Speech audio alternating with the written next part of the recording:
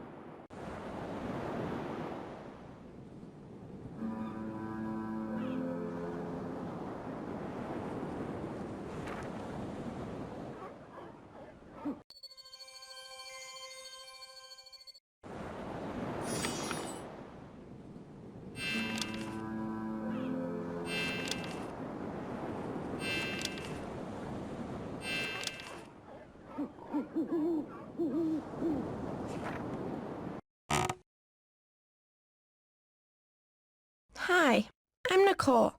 I'd never want anyone to know, but my parents want me to do so many things, and I'm just so busy. Sometimes I wish I could just make everything stop. Hey, how you doing? I'm Nicole, in case you didn't know. I pretty much always hang with my best friend Miko, but not lately, because this other girl's like stolen her or something, and now they're both ignoring me. I'm Charla. I go to the stupidest school in the universe because they come up with ideas like Father-Daughter Day at Splash Metro. Yeah, right. Last time I saw my father was 2 years ago.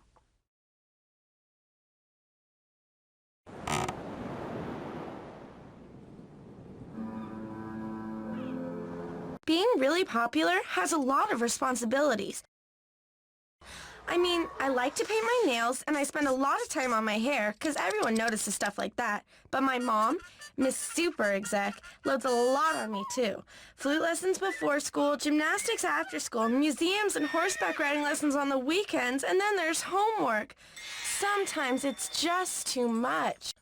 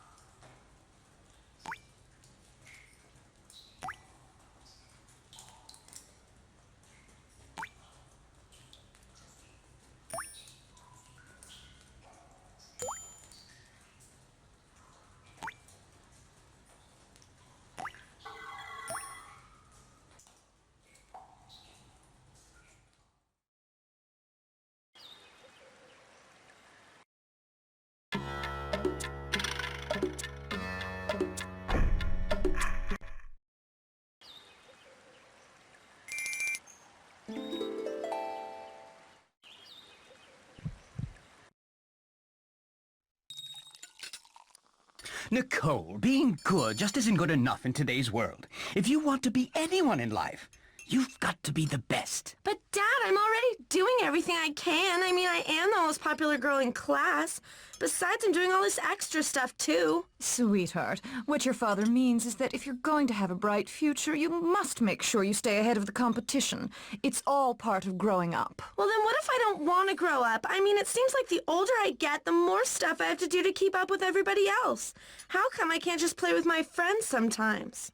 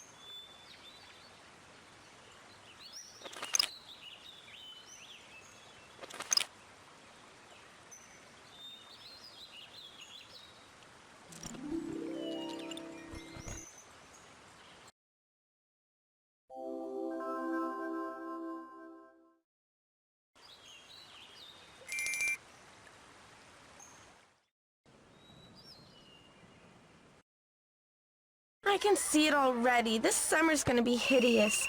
I've got summer classes for a month, plus my parents are making me take a computer class on top of everything else. At least I'll get to go to the stables more.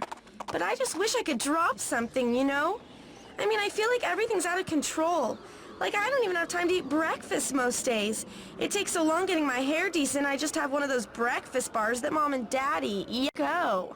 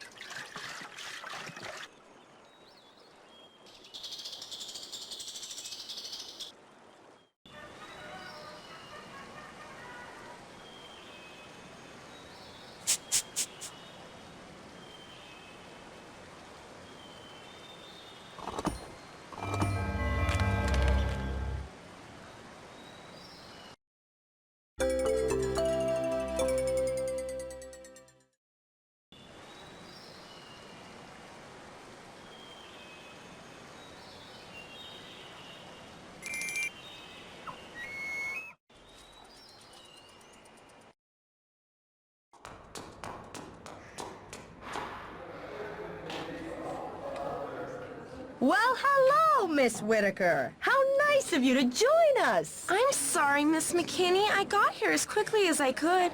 My dad was late picking me up. Gee, Nicole, where have you been? This sure doesn't smell like mud.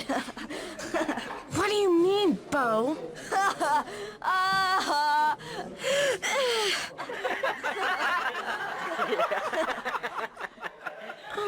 no! What am I going to do? This is hideous. I'm totally humiliated. I'll never live this down.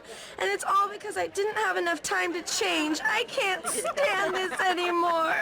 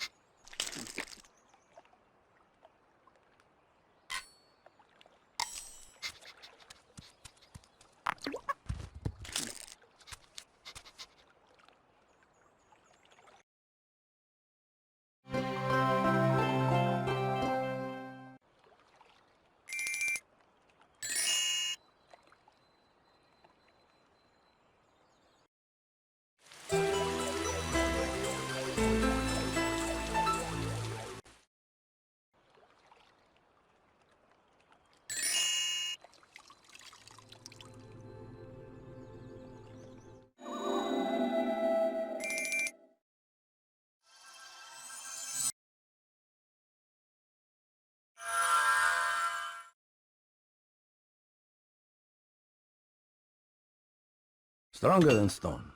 Many years ago, there lived a young stonecutter named Moro. Moro worked with his father, and together they lived a simple yet happy life. That is until one day when a prince rode by in a beautiful carriage. Oh, I wish you could be a powerful prince, his father sighed.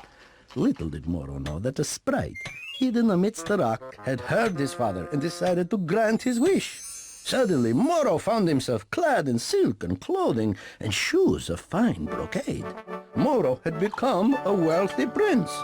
Moro hadn't a care in the world. But one thing disturbed his father's happiness. Every day as he strode through Moro's gardens, he couldn't escape the sun's burning rays. "That ball of fire is more powerful than the prince. Royalty isn't good enough. I wish Moro were the sun." The sprite was still listening. No sooner were the words spoken, but Moro blazed in the sky, scorching the faces of prince and stonecutter alike. Now Moro missed many things of his princely life, but only one thing disturbed his father's happiness. Moro could not overcome the heavy clouds that filled the sky with rain. "If only Moro were the rain," his father lamented. "Then he would be even better than the sun." Little did Moro's father know that the sprite could still hear him. Instantly his wish was granted. Moro lashed upon the land and boats capsized on the seas. "Now my son is the greatest in all the land," boasted Moro's father. Now Moro was quite unhappy, wet as he was. But only one thing disturbed his father's happiness. There on the shore stood a huge boulder, completely unmoved by Moro's rainwater. The strength of the boulder infuriated his father. "Clearly the rock holds the greatest power in all the land. Moro must be the rock," the old man boomed. The sprite amidst the rocks heard this wish, and swift as lightning Moro became the massive rock. Now Moro was very depressed indeed, but at last he had become the best in all the land. Perhaps his father would finally be pleased. Suddenly, Moro's father heard a faint chip-chap, chip-chap. It was a stonecutter, chipping away at Moro's face. "Ah!" Moro cried. "Enough! If only I could be a stonecutter again, then I would possess the power to cut the rocks." The sprite heard Moro's wish, and it was instantly granted. Moro's father marveled at his son's strong arms. So relieved was he to see Moro as himself that he swore to never make another wish again. And from that day forward, there was nothing that disturbed their happiness.